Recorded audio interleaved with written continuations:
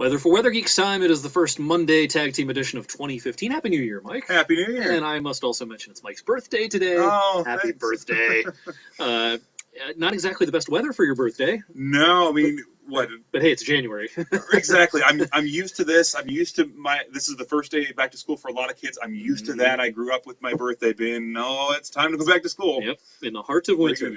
Yeah. And here we are. What a change since yesterday. We've reached 58 degrees yesterday. Today, it's 14. Here's the wind chill, -3 here in the 2 o'clock hour in Youngstown. Let me zoom in on these numbers. Yeah, -3 Youngstown, 4 above Newcastle. Feels like -2, -3 over towards Akron, Canton, Kent, and Ravenna. Yikes. It's not nice out there.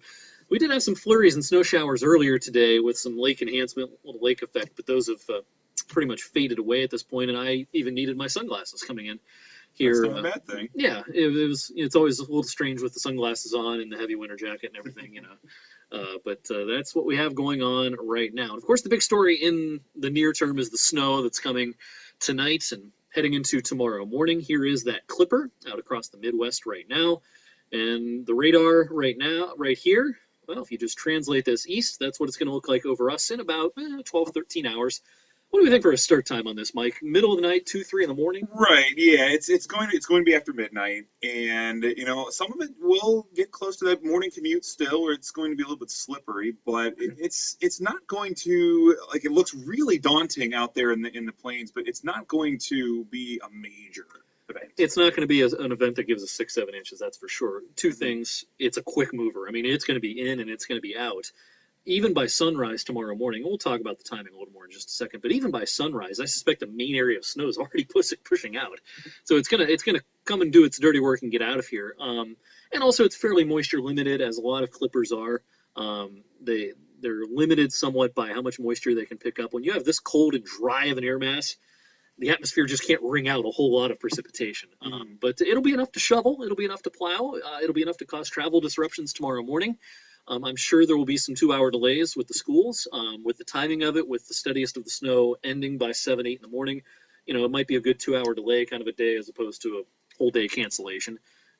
We are good at predicting the weather. We are not good at predicting what the school districts are going to do with closings and delays. So it varies from district to district. It really does. We get asked about it all the time, and I understand why people ask, but I have no confidence whatsoever in my predictions of what schools will decide to do when it comes to snow days.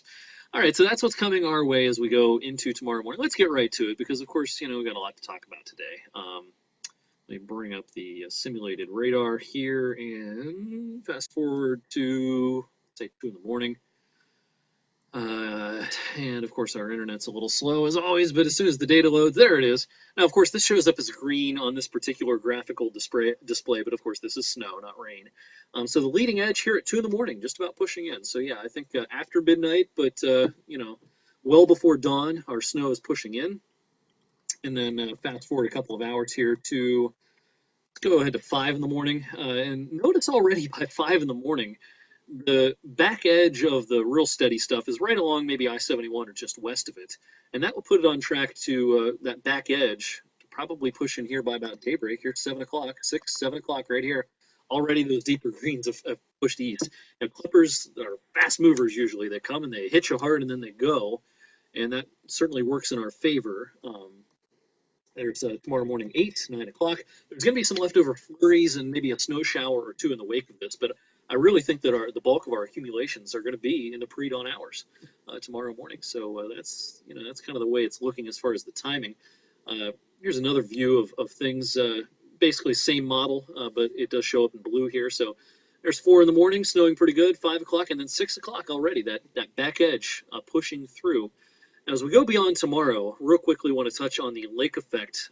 We'll get a break in the action tomorrow afternoon, not much going on other than a flurry. But then tomorrow night and heading into Wednesday, as the real, true Arctic ugliness comes in and goes over the relatively warm lakes, it's going to be very, very unstable. And this will be a pretty hefty lake effect event, I suspect, for the snow belts. Someone up here from just east of Cleveland through Geauga County, Lake County, Ashtabula, over towards Erie, PA, someone over there could get a foot. The farther south, of course, away from the main snow belt you are, the lower your snow amounts are going to be. But, Mike, I could even see down to about I-80 on Wednesday, kind of like this. Someone in here could get a handful of inches of additional snow. If you're watching this from say Cortland or heading over towards Sharon, Mercer, Newton Falls, maybe. The lake effect's a crapshoot. 2 days ahead of time, it's hard to say where the bands are going to be because they're going to wiggle around. But anywhere where those heavier bands and squalls set up, Wednesday could feature some whiteout conditions, and certainly it's going to be one of those situations where there's going to be accidents and things because you're going to go from conditions that are just fine to not so fine in a quick hurry with the lake effect on Wednesday. So that's what we have coming up on Wednesday. Again, the farther south you are, the lower your chances of seeing any additional accumulations. Down to about Route 30, I suppose, on Wednesday. Excuse me, there could be a fresh coating to maybe even an inch if a squall gets down there, but your chances of additional accumulations Wednesday definitely go up the farther north you are.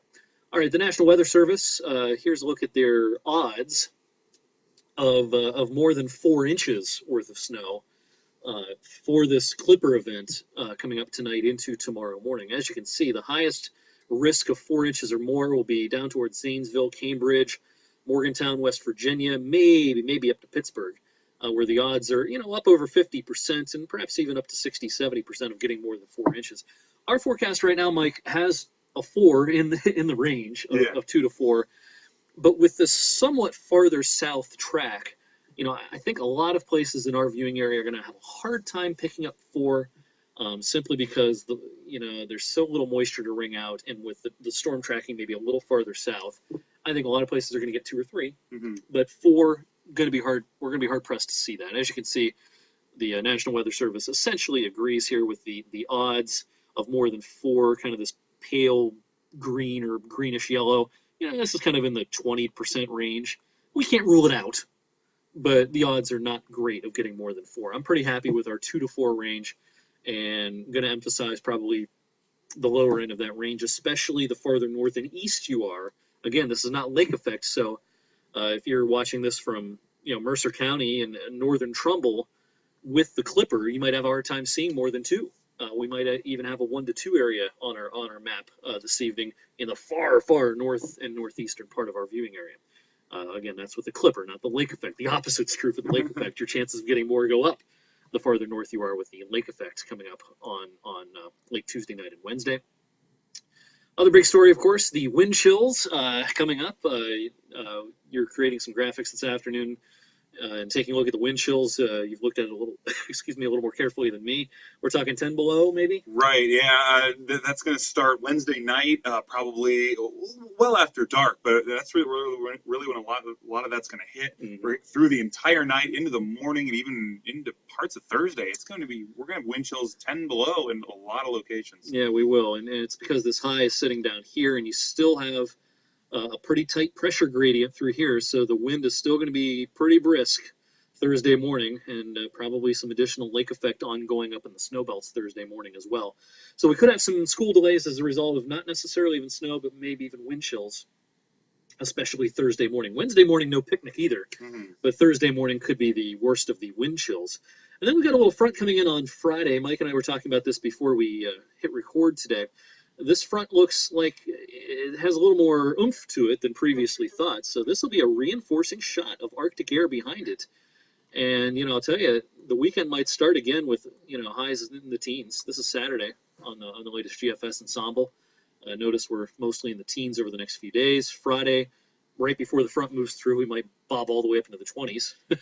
But then Saturday, in the wake of that front, a little reinforcing shot.